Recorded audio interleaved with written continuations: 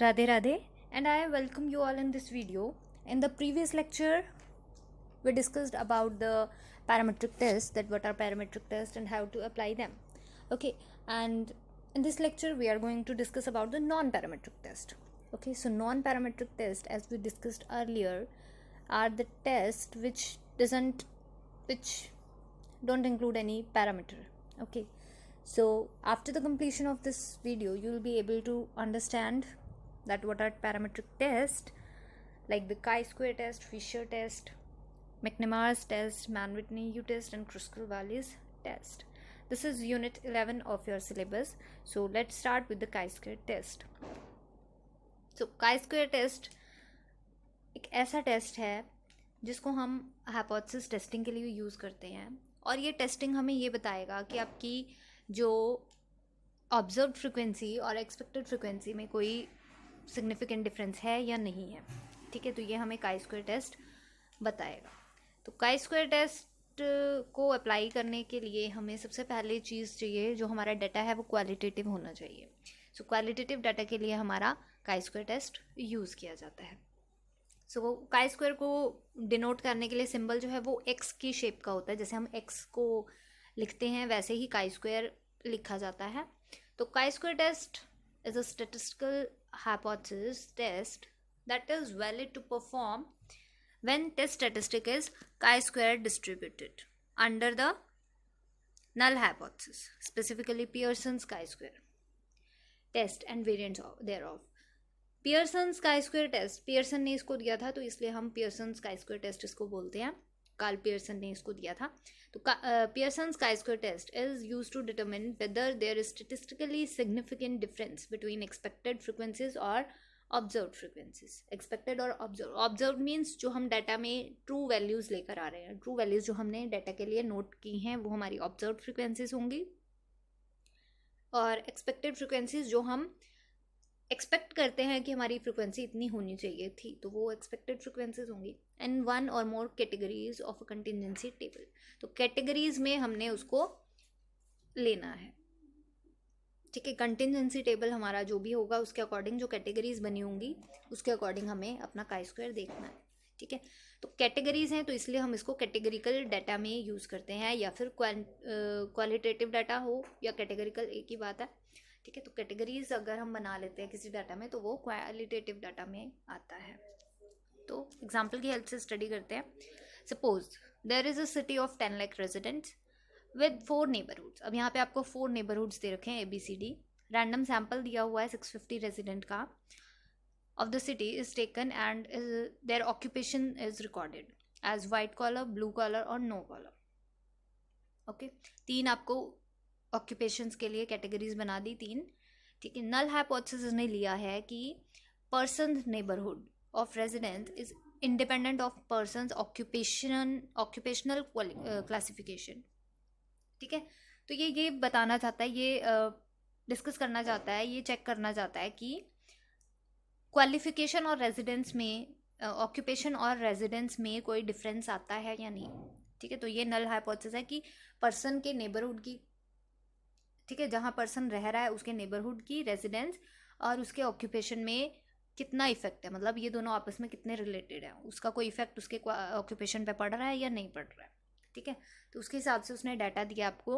ABCD 4 residents दिए हुए हैं, और वाइट कॉलर, ब्लू कॉलर और नो कॉलर. यहाँ पे आप देख सकते हैं कि वाइट, ब्लू और नो, और यहाँ पे ABCD 4 रेजिडेंट है.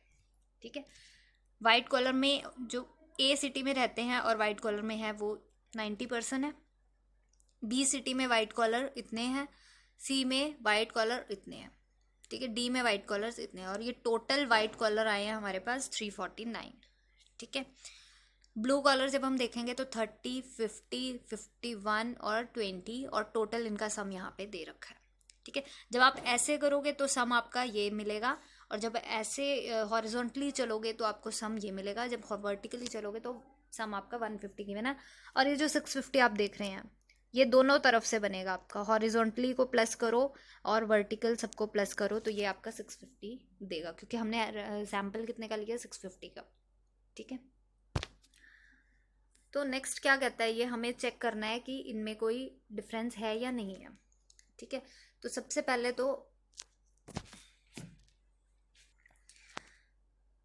पहले हम क्या देखेंगे, let us take the sample living in neighborhood A 150 to estimate what proportion of the whole live in neighborhood A. Okay, similarly we take 349 out of 650 to estimate what proportion of 10 lakh are white collars. क्योंकि हमारे पास क्या था, यहाँ पे जब आप देखोगे white collar की प्रोपोर्शन कितनी होगी, वाइट कॉलर में है कितने 349 आउट ऑफ 650, तो वही ये कह रहा है कि यहाँ पे प्रोपोर्शन अगर हम लेके चलें तो वो कितना होगा 349 आउट ऑफ 650. ठीक है, are white collars by the assumption of independence under the hypothesis we should expect the number of white collars in neighborhood A. तो एक्सपेक्टेड ये तो है हमारी ऑब्जर्व फ्रिक्वेंसी, ये जो आप यहाँ पे देख रहे हो, ये जो यहाँ पे आपको दिख रही है, ये हमारी क्या है, प्रोपोर्शन आया है. ठीक है, ये हमारा कितना है प्रोपोर्शन, कि इतना प्रोपोर्शन हमारा वाइट कॉलर में है. ठीक है, अब हमें निकालना क्या है कि एक्सपेक्टेड फ्रिक्वेंसी क्या होगी. एक्सपेक्टेड फ्रिक्वेंसी जब किसी सेल की निकालते हैं तो वो एक्सपेक्टेड फ्रिक्वेंसी में क्या होता है, हमारे पास जो भी हम वेरिएबल स्टडी कर रहे हैं, अब जैसे हमें 90 के कॉरस्पॉन्डिंग निकालनी है, 90 के कॉरस्पॉन्डिंग निकालनी है तो 90 के सामने वाला टोटल और 90 के वर्टिकल टोटल और हॉरिजॉन्टल टोटल कितना आया 349 और 150. ठीक है, तो हमें ये 3 फ्रिक्वेंसीज चाहिए. एक तो टोटल कितना है हमारे पास, एक हमारे पास हॉरिजॉन्टल टोटल, वर्टिकल टोटल और जो हमारा टोटल सैंपल्स है. ठीक है, तो इन दोनों को मल्टीप्लाई करके डिवाइड बाय 650, तो 349 इंटू 150 अपॉन में 650, ये आपकी एक्सपेक्टेड फ्रिक्वेंसी आ जाएंगी 90 के कॉरस्पॉन्डिंग. ठीक है, तो 90 के कॉरस्पॉन्डिंग कैसे निकालनी है, हॉरिजॉन्टल वर्टिकल बाय में टोटल. ठीक है, तो ये आपकी 90 के कॉरस्पॉन्डिंग आ जाएंगी. ऐसे ही आपने जितने रो कॉलम का आपका टेबल होगा, जितना भी आपका कॉन्टिजेंसी टेबल का ऑर्डर होगा, हर एक फ्रिक्वेंसी की उतनी एक्सपेक्टेड फ्रिक्वेंसी आपको निकालनी है. अब जैसे यहाँ पे मैंने 90 की निकाल के दिखाई है, आपको 60 की भी निकालनी है, 60 की भी निकालनी है, 104 की भी निकालनी है, 95 की भी, 30 की भी. ये सारी जो भी फ्रिक्वेंसीज आपको दिख रही हैं सभी का आपने एक्सपेक्टेड फ्रिक्वेंसी निकालनी है. ठीक है, 90 की मैंने निकाल के दिखाई है, आपको सभी की निकालनी है. तो ऑब्जर्व फ्रिक्वेंसी, तो आपको हर एक सेल की अलग अलग फ्रिक्वेंसी, एक्सपेक्टेड फ्रिक्वेंसी निकालनी है. ठीक है, उसके बाद एक्सपेक्टेड फ्रिक्वेंसी निकालने के बाद आपको काई स्क्वायर कैलकुलेट करना है. ठीक है, फर्स्ट जो 90 के लिए कॉरस्पॉन्डिंग आया है वो हमारे पास 80.55 आया है. ठीक है, तो जब आप काई स्क्वायर कैलकुलेट करोगे, ध्यान रखना है ये जो हमने निकाला है ये काई स्क्वायर की वैल्यू नहीं है, ये एक्सपेक्टेड फ्रिक्वेंसी है. ठीक है, एक्सपेक्टेड फ्रिक्वेंसी. और जब आपने काई स्क्वायर निकालना है तो फॉर्मूला लगेगा ऑब्जर्व्ड माइनस एक्सपेक्टेड का whole square upon expected frequency. ठीक है, तो काई स्क्वायर क्या होगा, is equal to the sum of all this values. ठीक है, काई स्क्वायर जो है वो इसका सम होगा. ठीक है, ये सिंपली हम ऑब्जर्व्ड माइनस एक्सपेक्टेड का होल स्क्वायर बाय में एक्सपेक्टेड वैल्यू निकाल के, हर एक की जब आप निकालोगे तो अलग अलग आएगी, तो उन सब का सम करना है. ठीक है, तो यहाँ पे ऑब्जर्व वैल्यू 90 के लिए निकाल रहे हैं हम, तो ऑब्जर्व वैल्यू हमने ली 90, एक्सपेक्टेड वैल्यू हमारी 80 थी, 80 पॉइंट समथिंग, तो ये ली, और इसका स्क्वायर माइनस करके इसका स्क्वायर अपॉन में एक्सपेक्टेड वैल्यू. ठीक है, तो इसकी वैल्यू आपके पास 1.11 समथिंग आएगी. तो ये आपकी, ठीक है, फर्स्ट वैल्यू आ जाएगी. ये आपकी फर्स्ट वैल्यू आई. ऐसे ही आपने जो बाकी आपका ये जो 60, 104, 95 इसके कॉरस्पॉन्डिंग हर एक वैल्यू आएगी. जैसे इसके कॉरस्पॉन्डिंग 1.11 आई, सपोज 60 के लिए 2 पॉइंट समथिंग आ गया, इसके लिए 1.4 आ गया, ऐसे कोई भी वैल्यूज़ आएंगी आपके हर एक के लिए, तो इन सब को प्लस करना है अपने एंड में. ठीक है, जितनी भी वैल्यूज़ आएंगी इन सब को प्लस करना है आपको. ठीक है, इन सब को प्लस करने के बाद आपका काई स्क्वायर वेरिएबल निकलेगा. ठीक है, इन सब को प्लस करने के बाद आपका काई स्क्वायर की वैल्यू निकलेगी. ठीक है, सो यहाँ पे यही कहता है the sum of these quantities overall of all the cells is the test statistic. In this case जब आप प्लस करोगे तो 24.6 आएगा आपके पास वैल्यू, जब सबको प्लस करोगे आप, ठीक है। तो जब 24.6 आएगा तो हमें काई स्क्वायर को रिजेक्ट और एक्सेप्ट भी करना है, क्योंकि जब हम टेस्टिंग करते हैं तो यही तो करते हैं, एक्सेप्ट और रिजेक्ट करना, ठीक है, नल हाइपोथेसिस को। तो under the null hypothesis this sum has approximately chi square distribution whose number of degrees of freedom. अब बात आती है डिग्रीज ऑफ फ्रीडम की। डिग्रीज ऑफ फ्रीडम का कंसेप्ट हमने किया था कि क्या होता है डिग्रीज ऑफ फ्रीडम। तो यहाँ पे नंबर ऑफ रोज और नंबर ऑफ कॉलम्स हैं, तो हम क्या करेंगे, नंबर ऑफ रोज -1 और नंबर ऑफ कॉलम्स -1, ठीक है। तो ये इनको मल्टीप्लाई करना है हमको, तो ये डिग्रीज ऑफ फ्रीडम्स निकल के आएंगे। अब यहाँ पे रोज और कॉलम्स कैसे पता चलेंगी, जब आप यहाँ पे देखोगे, ये देखिए इसका ऑर्डर क्या है, कितनी रोज हैं यहाँ पे 1 2 3, 3 रोज हैं। कॉलम कितने हैं 1 2 3 और 4, तो 4 कॉलम है, ठीक है। तो 3 रोज और 4 कॉलम, तो ये हो गया 3x4 की मैट्रिक्स, 3x4 का कॉन्टिजेंसी टेबल, ठीक है। 3x4, तो 3 नंबर ऑफ रोज हैं, कॉलम है 4, तो 3 में से 1 माइनस करना है, 4 में से 1 माइनस करना है और इन दोनों को मल्टीप्लाई करना है। 2 × 3 मतलब 6 हो गया। तो 6 डिग्रीज ऑफ फ्रीडम आपको मिलेंगी, ठीक है, 6 डिग्रीज ऑफ फ्रीडम। चलिए 6 डिग्रीज ऑफ फ्रीडम हो गया। अब आपको काई स्क्वायर की वैल्यू चेक करनी है, टेबुलेटेड वैल्यू। ये तो हमारी कैलकुलेटेड वैल्यू आई 24.6, ये जो आई है ये हमारी कैलकुलेटेड वैल्यू है, ठीक है, काई स्क्वायर कैलकुलेटेड, ठीक है। टेबुलेटेड वैल्यू चेक करनी है आपको chi square at 6 degrees of freedom, ठीक है। 6 डिग्रीज ऑफ फ्रीडम पे टेबुलेटेड वैल्यू आप चेक करोगे। चेक करने के बाद अगर if the test statistics is improbably large according to that chi-square distribution, then one rejects the null hypothesis of independence। अगर आपकी टेस्ट स्टेटिस्टिक की वैल्यू जो है वो लार्ज आती है काई स्क्वायर से, टेबुलेटेड से, तो हम उसको रिजेक्ट कर देंगे नल हाइपोथेसिस को, अदरवाइज हम उसको एक्सेप्ट कर लेंगे, ठीक है। तो ये हमारा काई स्क्वायर टेस्ट था, इस तरीके से इसको परफॉर्म करना है। Next is Fisher's exact test. Fisher's exact test, exact इसको क्यों कहा, क्योंकि ये एक ऐसा टेस्ट है जो आपको एस्टिमेटेड वैल्यू की बजाय आपको एग्जैक्ट वैल्यू देता है, ठीक है। तो ये वैल्यू जो है अप्रॉक्सीमेशन के बजाय आपको एग्जैक्ट वैल्यू देगा, तो इसलिए इसको एग्जैक्ट टेस्ट कहा है। फिशर्स ने ये दिया था तो इसलिए फिशर्स एग्जैक्ट टेस्ट हुआ। तो Fisher's exact test is a statistical significance test used in the analysis of contingency tables. अब यहाँ पे आप देख रहे होंगे, क्योंकि हम ये नॉन पैरामीट्रिक टेस्ट पढ़ रहे हैं, तो अभी तक जितने भी हमने टेस्ट किए हैं उसमें सिग्मा पैरामीटर्स इंक्लूड नहीं हुए, ठीक है। Although in practice it is employed when sample sizes are small, it is valid for all sample size. ये हम कहाँ यूज़ करते हैं, जहाँ पे हमारा सैम्पल साइज जो है वो स्मॉल हो, मतलब ज़्यादातर हम स्मॉल सैम्पल साइज के लिए इसको यूज़ करते हैं, बट ऐसा नहीं है कि लार्ज सैम्पल के लिए ये यूज़ नहीं किया जा सकता। हर एक सैम्पल के लिए हम इसको यूज़ कर सकते हैं, बट जनरली स्मॉल सैम्पल्स के लिए हम यूज़ करते हैं, क्योंकि स्मॉल सैम्पल में एग्जैक्टनेस ज़्यादा आती है, ठीक है। तो इसलिए एग्जैक्ट वैल्यू लाने के लिए हम स्मॉल सैम्पल ज़्यादा यूज़ करते हैं, ठीक है। It is named after its inventor Ronald Fisher and is one of the class of exact test, so called because the significance of deviation from null hypothesis can be calculated exactly.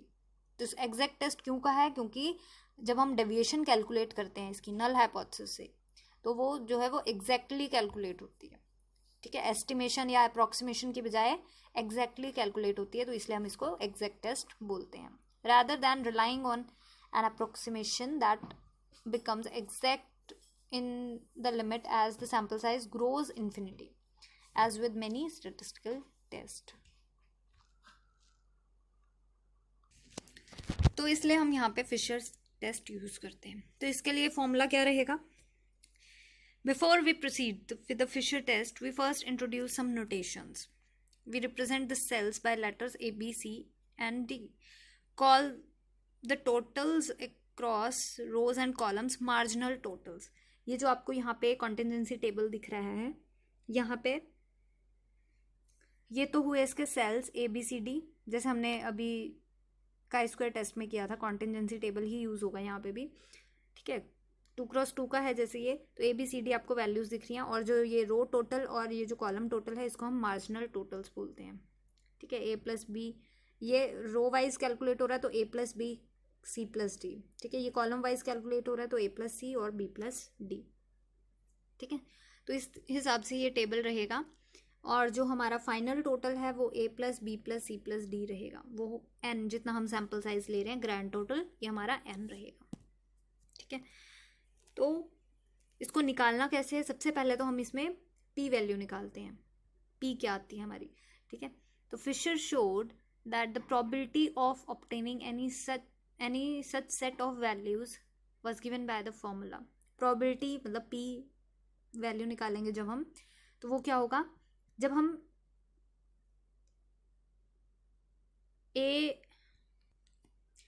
जब आप marginal total में से एक cell को select करके उसकी value निकालोगे, अब जैसे इस सेल में से मार्जिनल टोटल क्या है हमारा A+B, तो इस A+B में से आप A वैल्यू निकालना चाहोगे तो ये हो जाएगा A+B+C, कॉम्बिनेशन हम लगा रहे हैं जैसे हमने प्रोबेबिलिटी में किया था, कि क्योंकि यहाँ पे प्रोबेबिलिटी निकल रही है तो A+B में से हम A वैल्यूज़ निकाल रहे हैं, ठीक है, इनटू ऐसे ही C+D में से हम C वैल्यूज़ निकाल रहे हैं, ठीक है। तो इस तरीके से इसका फॉर्मूला बन गया, और टोटल क्या हो जाएगा, क्योंकि ये टोटल है n, ठीक है, इन सब का टोटल अपॉन में ये जो आपको ऊपर वाले दिख रहे हैं और जो सबस्क्रिप्ट और सुपरस्क्रिप्ट दिख रहे हैं आपको, इनका टोटल हो जाएगा A+C।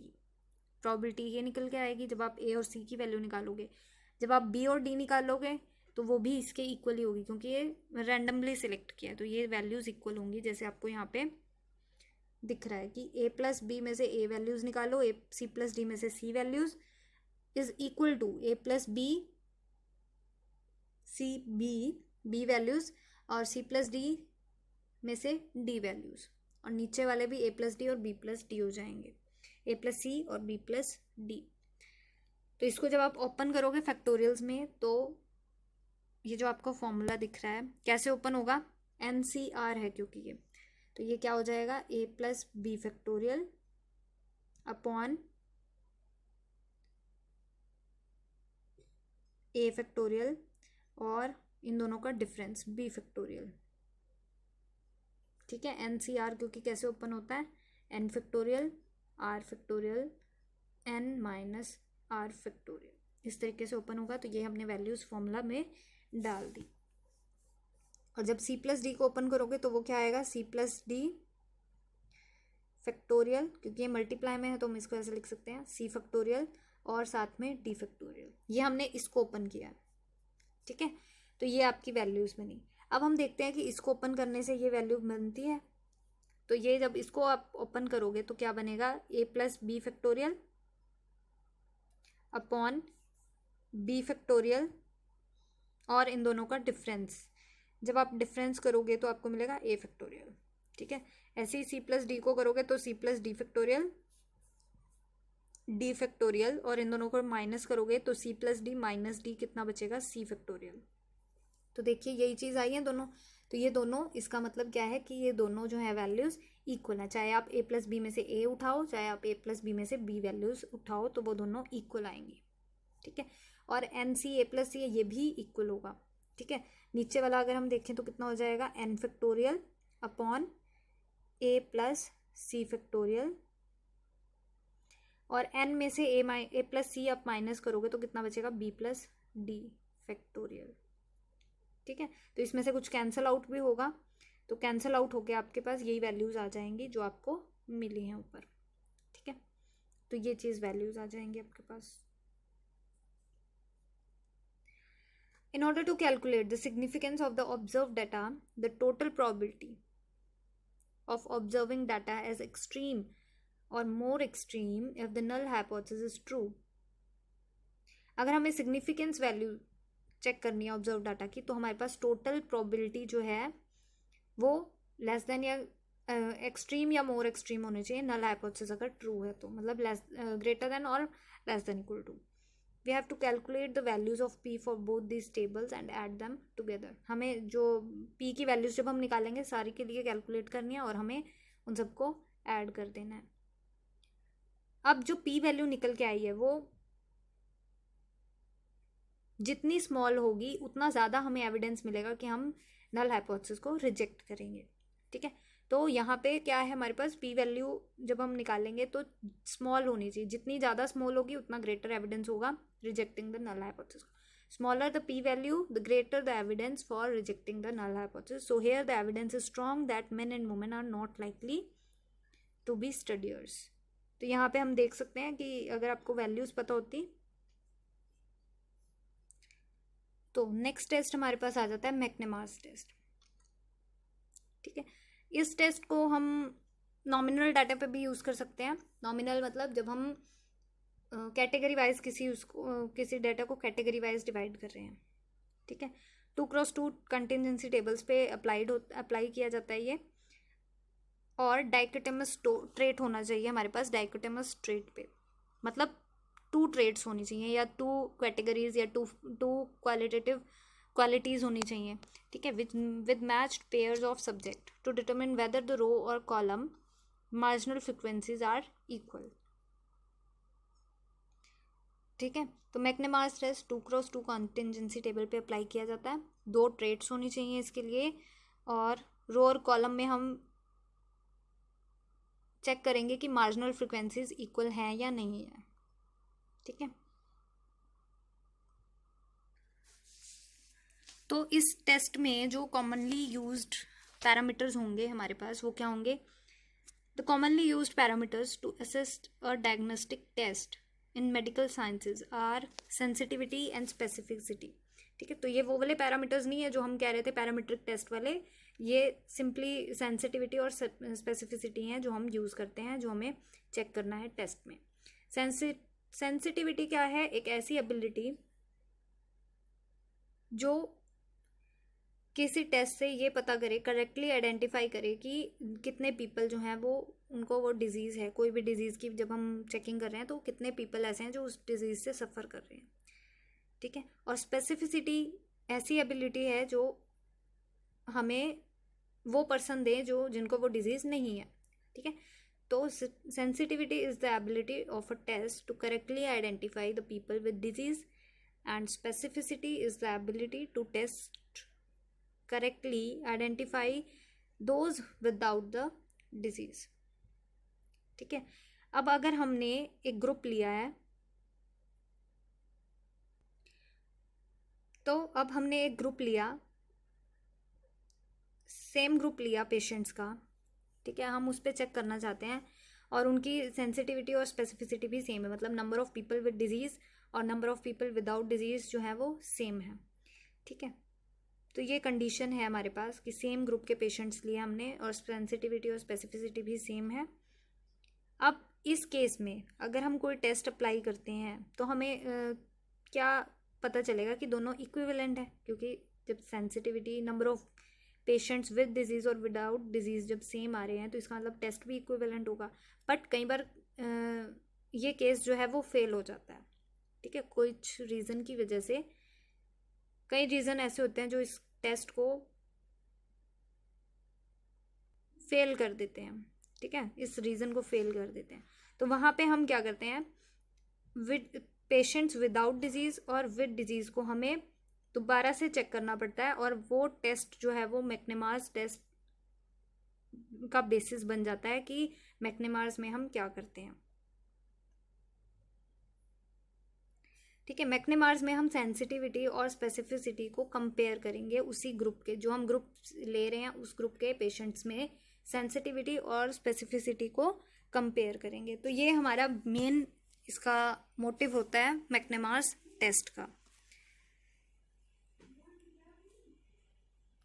ठीक है, तो एग्जाम्पल की हेल्प से स्टडी करते हैं इसको।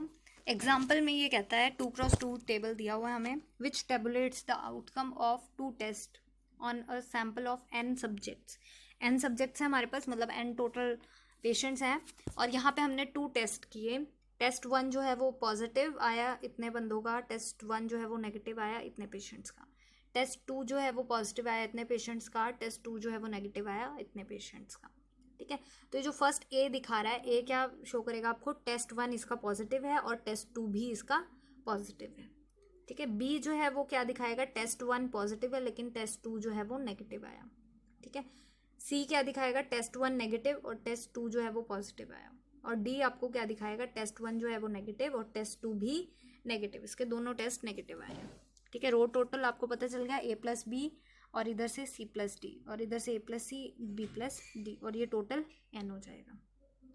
ठीक है, तो नल हाइपोथेसिस जब हमने चेक करना है तो null hypothesis of marginal homogeneity, marginal homogeneous दिखाना है, मतलब कि हमारा मार्जिनल टोटल जो है वो होमोजीनियस है, मतलब सेम है। स्टेट क्या स्टेट करेगा, that the two marginal probabilities for each outcomes are the same, क्योंकि जब हमें टोटल सेम दिखाना है तो उसके जो हमारे सेल्फ फ्रिक्वेंसीज हैं वो भी सेम होनी चाहिए, उनकी प्रोबेबिलिटीज भी सेम होनी चाहिए। तो यहाँ पे क्या हो गया हमारे पास, जब हम इसमें देखेंगे मार्जिनल इक्वल दिखाना है, ए प्लस बी और ए प्लस सी इक्वल होना चाहिए। तो इसका मतलब प्रोबेबिलिटी ऑफ सिलेक्टिंग ए, ठीक है, तो A plus B is equal to A plus C. जब हमने ए प्लस बी और ए प्लस सी को इक्वल दिखाना है तो इसका मतलब probability of A plus probability of B ये दोनों और probability of A plus probability of C ये दोनों इक्वल होने चाहिए। जब हमारा मार्जिनल टोटल की प्रोबेबिलिटी सेम है तो इनकी अलग अलग भी इक्वल होनी चाहिए। ऐसे ही जब हम सी प्लस डी और बी प्लस डी की बात करते हैं तो यहाँ से क्या मिलना चाहिए हमको कि C plus D probability of C plus probability of D plus is equal to probability of B plus probability of D. तो यहाँ से ये दोनों इक्वल आने चाहिए। तो वही केस ये कहता है कि अगर हम मार्जिनल टोटल इक्वल दिखा रहे हैं तो सेल फ्रिक्वेंसीज भी इक्वल होनी चाहिए। तो जब हम इस यहाँ पे नल और ऑल्टरनेटिव हाइपोथेसिस क्या बनेगा, H not such that P of मतलब probability of B is equal to probability of C और H1 such that probability of B is not equal to probability of C. यहाँ पे नॉट इक्वल है H1 क्योंकि उसका alternative होगा, तो probability of B not equal to probability of C. ठीक है, तो बी और सी को ही क्यों लिया हमने यहाँ पे, क्योंकि यहाँ पे अगर आप देखोगे इन दोनों को इक्वल करने के लिए ए और ए तो सेम आ रहा है लेकिन बी और सी में डिफरेंस है। अगर बी और सी सेम होए तभी ये इक्वल होंगे, तो इसलिए हमने null hypothesis B is equal to C लिया है। इधर इस वाले केस में भी डी यहाँ पे भी है, डी यहाँ पे भी है, दोनों तो इक्वल ही होंगे वैल्यूज। सी और बी को चेक करना है हमें, तो इसलिए हम नल हाइपोथेसिस में बी और सी वैल्यूज रखी हैं। और जो हमारा टेस्ट स्टेटिस्टिक है मैकनेमार्स का वो भी बी और सी पे ही कैलकुलेट होगा। तो here P A etcetera denote the theoretical probabilities of P A P B P C, ये सारे जो वैल्यूज हैं ये क्या थियोरेटिकल प्रोबेबिलिटीज को डिस्क्राइब कर रहे हैं in the cells. The McNemar's test statistic क्या बनेगा, काई स्क्वायर से, इसको भी काई स्क्वायर से डिनोट करेंगे। काई स्क्वायर यहाँ पे क्या होगा, बी माइनस सी का whole square upon B plus C, ये वैल्यू ये फॉर्मूला इसका बनेगा। ठीक है, मैकनेमार्स टेस्ट हम इस तरीके से निकाल लेंगे। ठीक है, इसकी वैल्यू हमें चेकआउट करनी है। तो if the chi square result is significant, अब यहाँ पे जो काई स्क्वायर है वो सिग्निफिकेंट आ गया, this proves that sufficient evidence to reject the null hypothesis in favor of alternative hypothesis that PB not equal to PC, which would mean that marginal proportions are significantly different from each other. ठीक है, तो chi square की value हमें check करनी है table से, calculated और tabulated में डिफरेंस देखना है कितना है, और अगर वो लेस है तो हम वहाँ पे रिजेक्ट कर देंगे। ठीक है, next is Wilcoxon test. Next is Wilcoxon test, Wilcoxon signed rank test. जैसे आपको नाम से क्लियर हो रहा है, साइंड रैंक का मतलब क्या हुआ कि इसमें हमें रैंकिंग करनी है सबसे पहले तो। ठीक है, तो Wilcoxon signed test non parametric test है। It is use to compare two related samples, दो सैम्पल्स अगर आपस में रिलेटेड हैं तो उसको चेक करने के लिए, उसको कंपेयर करने के लिए इसको यूज़ करते हैं। ठीक है, मैच्ड सैम्पल्स हो, repeated measurements on a single sample हो, ठीक है, whether their population mean ranks differ. ठीक है, तो इन केसेस को स्टडी करने के लिए विल्कॉक्सन टेस्ट हमारा यूज होता है। ठीक है, it can be use as an alternative to the paired student T test. ठीक है, जब हम पेयर्ड टेस्ट यूज़ करते हैं, स्टूडेंट टेस्ट जो हमने किया था पेयर्ड टी टेस्ट के अल्टरनेटिव में भी इसको हम यूज़ कर सकते हैं, क्योंकि पेयर्ड टी टेस्ट में और इसमें काफ़ी सिमिलैरिटी होती है। Also known as T test for matched pairs और T test for dependent samples. ठीक है, डिपेंडेंट टेस्ट हमने किया था, डिपेंडेंट टी टेस्ट, तो उसकी जगह पे हम इसको यूज कर सकते हैं। व्हेन द डिस्ट्रीब्यूशन, एक कंडीशन ध्यान में रखनी पड़ेगी, अगर आपकी डिस्ट्रीब्यूशन जो है दोनों सैंपल्स की can not be assume to be normally distributed, क्योंकि नॉर्मल डिस्ट्रीब्यूशन कहाँ पे, पैरामीट्रिक टेस्ट में यूज होता है, और टी टेस्ट क्या था, पैरामीट्रिक टेस्ट, और विल्कॉक्सन क्या है, नॉन पैरामीट्रिक टेस्ट। तो जब हम उसकी अजम्पशन हटा देंगे कि वो नॉर्मली डिस्ट्रीब्यूटेड है, कि जो डाटा है हमारा वो नॉर्मली डिस्ट्रीब्यूटेड है, तब ये वाला टेस्ट हम उसकी जगह पे यूज कर सकते हैं। So a Wilcoxon sign test is a non-parametric test that can be used to determine whether two dependent samples were selected from the same population having the same distribution। ठीक है, तो ये यही चेक करता है कि दो सैंपल जो हमने उठाए हैं वो सेम पॉपुलेशन में से उठाए हैं जिनकी सेम डिस्ट्रीब्यूशन होगी, तो ये चेक करने में हेल्पफुल है। ठीक है, इसका प्रोसीजर क्या रहेगा, सबसे पहले तो हमें कैपिटल एन चाहिए, मतलब जो हमारा सैंपल साइज है, नंबर ऑफ पेयर्स जो हम ले रहे हैं। ठीक है, तो नंबर ऑफ पेयर्स ले रहे हैं, आप ध्यान रखना नंबर ऑफ पेयर्स, तो मतलब दो सैंपल्स होंगे, x11 x12, इस तरीके से पेयर बनेगा यहाँ पे। ठीक है, तो पेयर बनेगा तो पॉइंट्स कितने होंगे, क्योंकि एक पेयर में 2 पॉइंट्स हैं, तो n पेयर्स में कितने होंगे, 2n पॉइंट्स। अब जैसे हमारे पास सपोज एक पेयर में 2 पॉइंट्स हैं और 5 ऐसे पेयर्स हैं। ठीक है, 5 पेयर्स हैं, x1 x2 x3 x4 x5, और हर एक में 2 पेयर्स हैं, तो वो कितने पॉइंट्स हो गए, 10, तो 5 इंटू 2n पॉइंट्स हो गए। ठीक है, तो n सैंपल साइज होगा, 2n उसमें पॉइंट्स होंगे। ठीक है, for pairs i is equal to 1 to n, let x1i and x2i denote the measurement, क्योंकि 2 ही सैंपल्स होंगे, तो 1 1 1 2 1 3 1 4 up to 1n, 2 1 2 2 2 3 2 4 up to 2n, तो इस तरीके से 2 पेयर्स आपके मिल जाएंगे। H0 H1 डिस्क्राइब करना है, सबसे पहले H1 क्या हो जाएगा, H0 क्या हो जाएगा, there is no difference between the pairs follow symmetric distribution around 0। ठीक है, तो इसका मतलब नो डिफरेंस। ठीक है, difference between pair does not follow symmetric. ठीक है, तो H0 में क्या हो जाएगा, फॉलो सिमेट्री, और H1 क्या हो जाएगा, डजंट फॉलो सिमेट्री। तो सिमेट्री है, इसका मतलब नो डिफरेंस है, क्योंकि जैसा सिमेट्री का मतलब क्या होगा कि जैसा एक्स एक्सिस के साइड पे है लेफ्ट साइड पे, वैसा ही राइट साइड पे, तो सिमेट्री है, तो इसका मतलब डिफरेंस नहीं है बिल्कुल भी, तो नो डिफरेंस हो गया। ठीक है, और जब H1 ले रहे हैं डजंट फॉलो सिमेट्री, तो इसका मतलब अलग अलग पॉइंट्स हैं वो। ठीक है,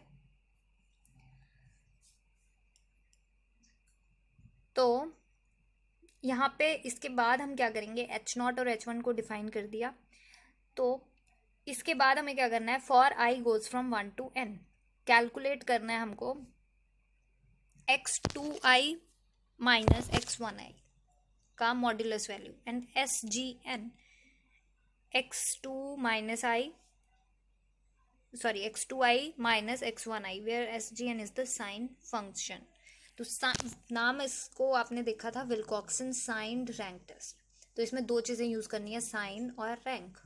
ठीक है, तो 2 चीज़ें यूज़ करनी है, साइन और रैंक। तो हमने रैंक तो कर दिया, सॉरी अभी हम क्या कर रहे हैं, सबसे पहले साइन हमने कैलकुलेट करना है, इन दोनों का डिफरेंस x2i माइनस x1i का, और साथ में इसका साइन, किस साइन का आएगा, पॉजिटिव आएगा या नेगेटिव आएगा। ठीक है, एक्सक्लूड पेयर्स विद x, जिसका डिफरेंस इक्वल टू 0 है उसको एक्सक्लूड कर देंगे। ठीक है, तो NR be the reduced sample size, तो हमारे पास पहले n सैंपल थे, अब हमारे पास क्योंकि जिसका डिफरेंस, कुछ ऐसे भी पॉइंट्स होंगे जिनका डिफरेंस बीच में 0 आए, तो वो वाले पॉइंट्स हम एक्सक्लूड कर देंगे। ठीक है, order the remaining NR pairs from smallest to largest. Smallest absolute difference to largest absolute difference. तो अब हमें ऑर्डरिंग करनी है उसकी स्मॉलेस्ट से लार्जेस्ट में, मतलब जिसका रैंक 0 है उसको टॉप पे रख देंगे, जिसका रैंक 1 है फिर 2, मतलब असेंडिंग ऑर्डर में उसको अरेंज कर देना है। Rank the pair starting with the pair with the smallest non zero absolute difference such as 1 ties receive a rank equal to average of the rank they span. अब कई बार क्या होता है कि टाई भी हो जाती है कि जिनका डिफरेंस सेम आ जाए, कई वैल्यूज ऐसी हैं जिनका डिफरेंस सेम आ जाएगा, तो उसमें हमने एवरेज रैंक यूज करनी है उसकी। ठीक है, तो calculate the test statistic W the sum of signed ranks. W को कैलकुलेट करके कुछ नहीं करना, बस उसके बाद उसको टैबुलेटेड वैल्यू से कंपेयर करना है। ठीक है, एग्जाम्पल की हेल्प से देखते हैं। इस एग्जाम्पल में आपको ये वैल्यू 2 टेबल्स दिख रहे हैं। फर्स्ट टेबल में डाटा बता रखा है इसने कि ये डाटा है 10 सैम्पल्स हैं, 10 सैंपल के 2 पॉइंट्स हैं 2 1, ठीक है, 1 आई 2 आई और 1 आई। ठीक है, तो 10 पॉइंट्स हो गए, 10 + 10 कितना होगा 20 पॉइंट्स हो गए हमारे पास। तो 2 आई के लिए वैल्यूज दे रखी है और 1 आई के लिए वैल्यूज दे रखी है, मतलब ये 2 1 है, ये 2 2 है, ये 2 3 है, 2 4 है, 2 5 है, इस तरीके से। ऐसे ये 1 1 1 2 1 3 1 4 1 5, इस तरीके से ये वैल्यूज दी हुई हैं। ठीक है, तो सबसे पहले जो हमने किया कि x2i - x1i करना है और इसका साइन और एब्सोल्यूट वैल्यू अलग अलग लिख लेनी है। साइन हमने यहाँ पे लिख लिया, 2 कॉलम्स बना लिए, साइन और इसकी वैल्यू, इन दोनों को माइनस करना है, कितना बनेगा 15, तो ये 15 हमने यहाँ लिख दिया, और पॉजिटिव बनेगा तो हमने 1 डाल दिया। इन दोनों को माइनस करोगे तो ये बनेगा नेगेटिव में 7 -7। ठीक है, तो नेगेटिव अलग रख दिया, 7 इसका अलग रख दिया। इन दोनों को माइनस करोगे पॉजिटिव वैल्यू 5 आएगी, तो ये हमने रख दी। ठीक है, ऐसे ही साइन की वैल्यूज अलग निकालनी है और जो डिफरेंस आएगा उसको अलग रखना है। ठीक है, सारी वैल्यूज इस तरीके से निकल जाएंगी। सारी वैल्यूज निकालने के बाद हमें इसको रैंकिंग देनी है। रैंक देंगे तो ये वाला आपका कॉलम वही है साइन, ये अब इसको हमने अरेंज किया है सबसे पहले असेंडिंग ऑर्डर में। ठीक है, तो उसके साथ साथ आपकी ये वैल्यूज भी चेंज होती रहेंगी, जो जो फर्स्ट पे आएगी उसको आप चेंज करके लिखोगे क्या क्या फर्स्ट पे आ रहा है। जैसे यहाँ पे ये देखिए 0 बन रहा है, तो 0 हमने सबसे टॉप पे ले आए, वो उसको एक्सक्लूड कर दिया, ये तो काउंट ही नहीं होगा। ठीक है, इसके बाद 1 नहीं है, किसी की रैंक 2 नहीं है, सीधा 5 से स्टार्ट हो रही है। ठीक है, 5 से स्टार्ट हो रही है, तो 5 से स्टार्ट हो रहा है, तो यहाँ पे 5 7 9 इस तरीके से असेंडिंग ऑर्डर में कर दिया, और इसकी ये वाली वैल्यूज भी चेंज होती गई। 5 के कॉरस्पॉन्डिंग जो वैल्यू थी, 5 के कॉरस्पॉन्डिंग जो वैल्यू थी वो क्या थी हमारी 130 और 125, तो ये लिख दी हमने। ठीक है, इस 5 के कॉरस्पॉन्डिंग जो वैल्यू थी ये थी। ठीक है, सैम्पल साइज के अकॉर्डिंग लिखते गए हम। ये वाला भी 5 था, तो ये 9th नंबर पे था, तो इसलिए हमने 2nd नंबर पे लिख दिया इसको। ठीक है, तो ये हमारा रैंक था। अब हमें इसको रैंकिंग देनी है, ये तो हमारा असेंडिंग ऑर्डर में था। अब जब हम इसको रैंक देंगे तो हमने कहा था कि जब हमारे पास रैंक्स टाइड हो रहे हैं, ठीक है, टाई जब हमारे पास हो, जैसे 5 5 2 बार अपीयर हो गया, तो उसमें क्या देंगे, क्योंकि ये रैंक क्या होनी थी इसकी, फर्स्ट सेकंड। ठीक है, फिर ये थर्ड, फिर ये फोर्थ, फिर ये फिफ्थ, ऐसे हमने रैंक दिया इसको अप टू 9। ठीक है, अब यहाँ पे रिपीट हो रहा है, तो हम जो जो रैंक इस नंबर पे आना था, जैसे फर्स्ट और सेकंड पे आना था ये, तो 1 + 2/3, मतलब इसका एवरेज, सॉरी 1 + 2/2, 3/2 कितना हो गया 1.5, तो 1.5 हमने इसको दे दी, 1.5 हमने इसको रैंक दे दिया। ठीक है, रैंक हो गया। और रैंक का साइन, अब ये साइन जो आपने लिया है वो इसके साथ रैंक के साथ जोड़ देने हैं। क्या साइन था, इसका साइन पॉजिटिव था और रैंक कितनी है 1.5, तो 1.5 हो गया। ठीक है, साइंड रैंक, विल्कॉक्सन साइंड रैंक, तो साइंड रैंक है तो साइंड रैंक को इकट्ठे ले लेना है। अब यहाँ पे इसका साइन और इसकी रैंक इकट्ठे, इसका साइन और इसकी रैंक इकट्ठे, तो इस तरीके से, और इसका टोटल करना है आपको फिर। ठीक है, जो आपके पास ये वैल्यू आएगी, ये कॉलम आएगा, इसका टोटल करके आपको लिखना है। ठीक है, तो टोटल जब आप करोगे तो इसकी वैल्यू आएगी 9। तो अब 9 चेक करना है कि ये जो आपका 9 आया है ये टैबुलेटेड वैल्यू से लेस है कि ग्रेटर है। जब आप चेक करोगे टैबुलेटेड वैल्यू से लेस आएगा। टैबुलेटेड वैल्यू इसकी 33 बनेगी, क्योंकि आपने अल्फा हमारा 9 आएगा यहाँ पे, टू साइडेड टेल है, तो यहाँ पे 33 वैल्यू बनेगी। तो यहाँ पे हम रिजेक्ट करेंगे H0 को, क्योंकि ये लेस आ रही है। W calculated is less than W tabulated, तो हम इसको रिजेक्ट कर देंगे। अगर कैलकुलेटेड ग्रेटर होती टैबुलेटेड से तो हम उसको एक्सेप्ट कर लेते हैं। ठीक है, नेक्स्ट मैन विटने यू टेस्ट।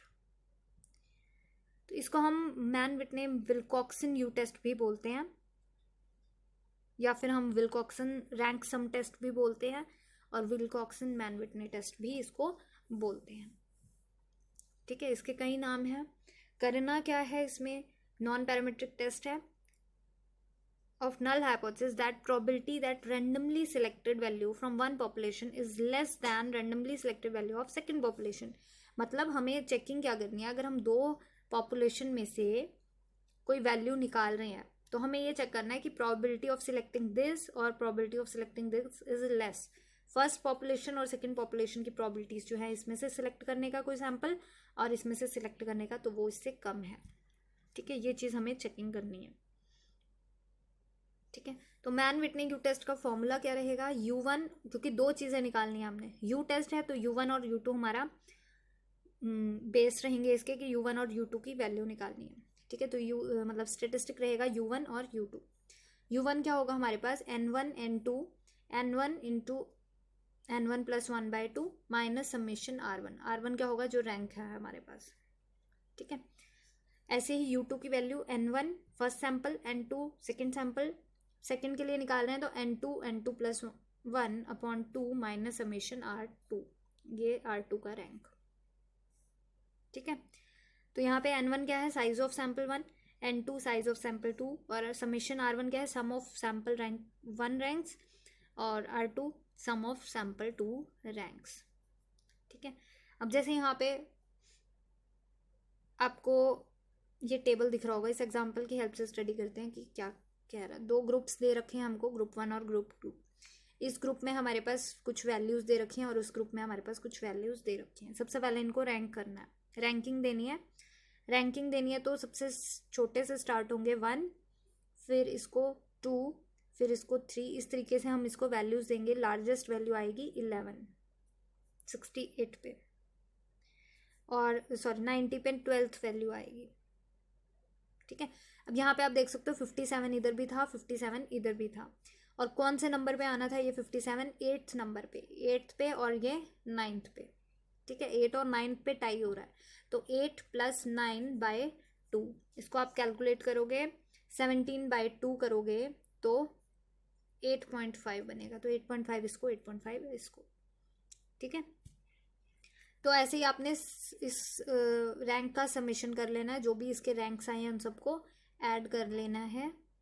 ठीक है, इन सबको ऐड करके आपको मिलेगा सम ऑफ रैंक्स।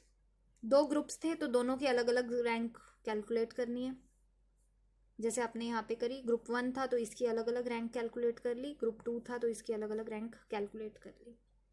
ठीक है, नेक्स्ट स्टेप चलते हैं। U1 हमने फॉर्मूला बताया था कि N1 इंटू N2, और ये फॉर्मूला लगेगा।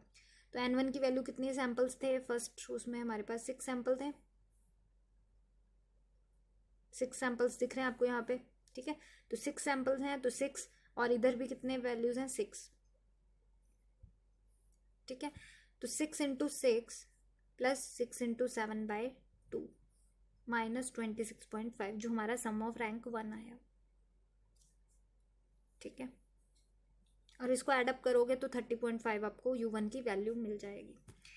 ऐसे ही हमें U2 की वैल्यू निकाल लेनी है। U2 की जब हम वैल्यू निकालेंगे, N1 सेम रहेगा, N2 सेम रहेगा, ये भी सेम रहेगा, R2 की वैल्यू चेंज हो जाएगी। तो इसको सॉल्व करोगे तो 5.5 आ जाएगा।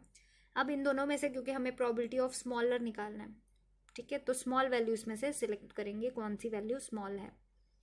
ठीक है, तो स्मॉलर वैल्यू चेक करेंगे। इवैल्यूएशन जब हम करेंगे, दोनों U में से स्मॉल वैल्यू U चेक करेंगे, फिर उसको क्रिटिकल वैल्यू से कंपेयर करेंगे। When the computed value is smaller than the critical value, then the outcome is significant। इस केस में हम ले रहे हैं U1 और U2 को कंपेयर किया, छोटी वैल्यू आई U2 5.5, ठीक है। तो 5.5 को कंपेयर किया टैबुलेटेड से, तो वो हमारे पास सिग्निफिकेंट नहीं आई, ठीक है, तो इसलिए हमने उसको रिजेक्ट कर दिया, ठीक है। लास्ट टेस्ट है क्रुस्कल वॉलिस टेस्ट। ये एक ऐसा टेस्ट है जो हम नॉन पैरामीट्रिक टेस्ट ही है, जिसको हम ये चेक करने के लिए टेस्ट करते हैं, ये चेक करने के लिए लगाते हैं जो कि हमारे जो सैंपल्स हैं वो सेम डिस्ट्रीब्यूशन में से निकले हैं कि नहीं, ठीक है। It is also called Kruskal वाली एच टेस्ट। एच हमारा स्टेटिस्टिक रहेगा तो इसलिए एच टेस्ट इसको बोलते हैं। तो स्टेप क्या रहेंगे इसके, हमारे पास सबसे पहले H0 और H1 को कैलकुलेट करना है, H0 और H1 को स्टेट करना है। H0 हमने लिया all population have same median yield, अब ये मीडियन के लिए यूज होता है, ठीक है। और H1 हमने लिया not all median yield are equal, ठीक है। तो टेस्ट स्टेटिस्टिक हमारा बना H is equal to 12 upon n(n-1) summation RI square upon NI minus 3n+1, ये हमारा H का फॉर्मूला रहेगा। इस फॉर्मूले में हमें n सैम्पल साइज निकालना है, RI जो हमारे रैंक्स हैं वो निकालने हैं और इसमें पुट कर देनी है वैल्यूज़, ठीक है। तो अगर हमारा H जो है वो greater than chi square at alpha level of significance आता है, then we reject H0, otherwise we fail to reject it, okay। So thank you, and in the next lecture we will cover the next unit. Till then, Radhe Radhe.